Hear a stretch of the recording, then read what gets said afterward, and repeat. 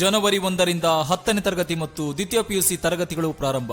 ರಾಜ್ಯದಲ್ಲಿ 2021 ಜನವರಿ 1ನೇ ದಿನಾಂಕದಿಂದ 10ನೇ ತರಗತಿ ಮತ್ತು ದ್ವಿತೀಯ ಪಿಯುಸಿ ತರಗತಿಗಳು ಹಾಗೂ 6ರಿಂದ 9ನೇ ತರಗತಿವರೆಗೆ ವಿದ್ಯಾಗಮ ಕಾರ್ಯಕ್ರಮ ಪ್ರಾರಂಭಿಸಲು ಮುಖ್ಯಮಂತ್ರಿ ಬಿಎಸ್ ಯಡಿಯೂರಪ್ಪ ಅವರ ಅಧ್ಯಕ್ಷತೆಯಲ್ಲಿ ಇಂದು ನಡೆದ ಸಭೆಯಲ್ಲಿ ತೀರ್ಮಾನಿಸಲಾಯಿತು. ರಾಜ್ಯದಲ್ಲಿ ಶಾಲಾ ಕಾಲೇಜುಗಳನ್ನು ಪ್ರಾರಂಭಿಸುವ ಕುರಿತು ಮುಖ್ಯಮಂತ್ರಿಗಳ ಗೃಹ ಕಚೇರಿಯಲ್ಲಿ ನಡೆದ ಈ ಸಭೆಯಲ್ಲಿ ಈ ತರಗತಿಗಳನ್ನು ಪ್ರಾರಂಭಿಸಿ 15 ದಿನಗಳ ಕಾಲ ಪರಿಸ್ಥಿತಿಯನ್ನು ಅವಲೋಕಿಸಿ ನಂತರ ಇತರ ತರಗತಿಗಳನ್ನು ಪ್ರಾರಂಭಿಸುವ ಕುರಿತು ಕ್ರಮ ಕೈಗೊಳ್ಳಲು ತೀರ್ಮಾನಿಸಲಾಯಿತು.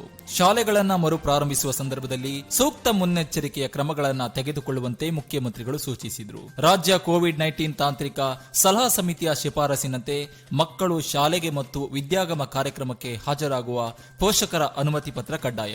ಅನುಮತಿ ಪತ್ರದಲ್ಲಿ ವಿದ್ಯಾರ್ಥಿಗೆ ಕೋವಿಡ್-19 ಸೋಂಕಿನ ಲಕ್ಷಣಗಳಿಲ್ಲವೆಂದು ದೃಢೀಕರಿಸಬೇಕು. ಇನ್ನು ವಸತಿ ಶಾಲೆಗಳಲ್ಲಿ ಹಾಗೂ ವಿದ್ಯಾರ್ಥಿ ನಿಲಯಗಳಲ್ಲಿರುವ ವಿದ್ಯಾರ್ಥಿಗಳು ಪ್ರವೇಶ ಪಡೆಯುವ 72 ಗಂಟೆಗಳ ಅಂತರದಲ್ಲಿ ಕೋವಿಡ್-19 ಪರೀಕ್ಷೆ ಮಾಡಿಸಿ ನೆಗೆಟಿವ್ ವರದಿಯನ್ನು ಸಲ್ಲಿಸಬೇಕು. ಇನ್ನು ಶಾಲಾ ಕಾಲೇಜಿಗೆ ಹಾಜರಾತಿ ಕಡ್ಡಾಯವಲ್ಲ.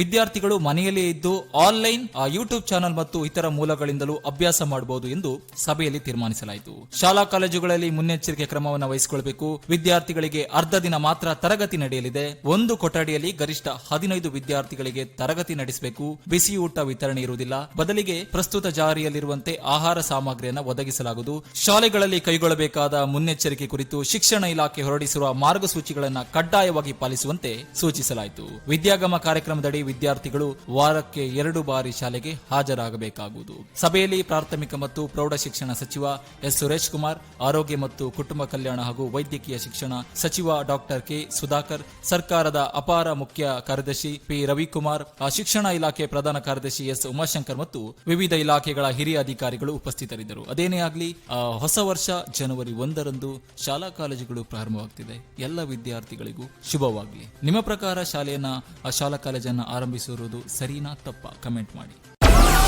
ಡೌನ್ಲೋಡ್ ಮೋಜ್.